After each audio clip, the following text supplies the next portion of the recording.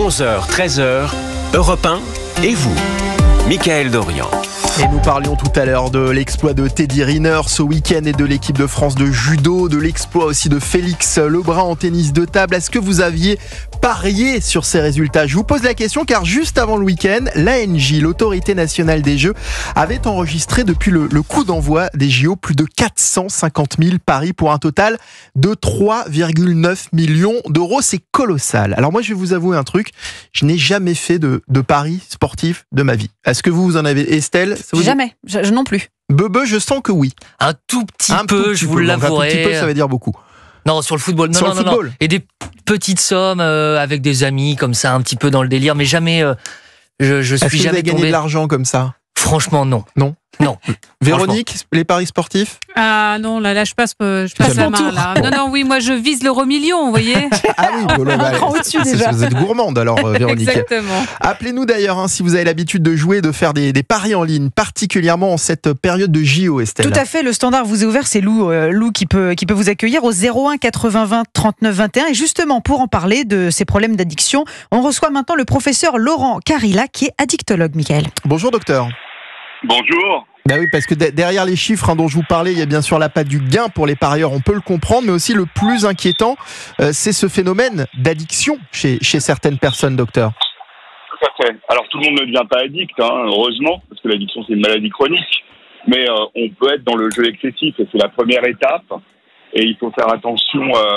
Il faut faire attention à ça en fait. Il faut faire attention à l'âge. Il faut faire attention à notre vulnérabilité. Et du fait que c'est pas si évident que ça, mais c'est un gain massif une première fois peut déclencher des problèmes. Oui, parce qu'on parle souvent de dépendance à des substances, à l'alcool, oui, à la drogue, à la cigarette. Vous nous confirmez que la dépendance au jeu, ça existe ?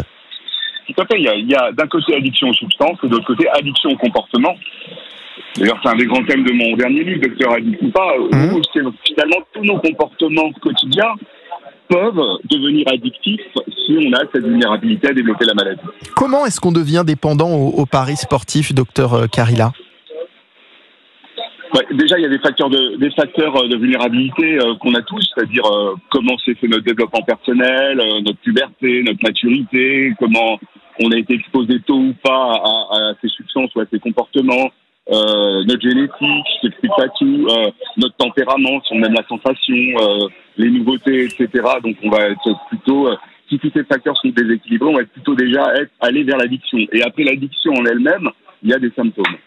Et alors il y a des conséquences, j'imagine, terribles, notamment sur la vie de la personne concernée et de son entourage. Sur l'addiction aux paris sportifs, c'est aux jeux de hasard et d'argent en règle générale, oui, il y a des conséquences à la fois psychologiques, comme la dépression, l'anxiété, des troubles du sommeil. Il peut y avoir des complications physiques liées au stress, comme des ulcères, des troubles cardiaques, il y a d'autres choses, et des conséquences sociales, avec des dettes, etc. Comment est-ce qu'on en guérit ? Certains se font interdire de jeux dans les casinos. Est-ce qu'on peut faire pareil avec les sites de paris en ligne d'ailleurs ? En France, vous pouvez vous faire interdire, mais c'est pas que le traitement. Le traitement d'une addiction, c'est le traitement d'une maladie chronique. Vous voyez, si je vous disais comment on traite le diabète, vous me dites, on n'enlève que le sucre. Ça fonctionne pas. C'est pas la bonne réponse. Non, on va traiter le problème de l'addiction. L'addiction, c'est comme un arbre. C'est-à-dire que vous avez des branches, quand vous vous promenez dans la rue, vous voyez des branches. Donc, une des branches, c'est le jeu. Si vous coupez la branche et vous ne traitez pas les racines, la branche repousse.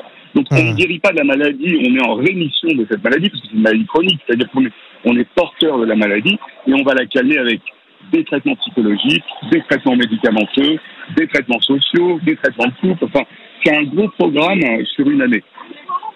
Et c'est un sujet terrible, parce que évidemment ça touche l'humain, que ça détruit l'humain, ça détruit parfois même des familles. Et c'est très intéressant d'en parler avec vous, professeur Laurent Carilla, addictologue. Et on peut effectivement rappeler le titre de votre livre, Docteur Addict ou pas. Merci beaucoup. Merci beaucoup d'avoir été avec nous, Laurent Carilla.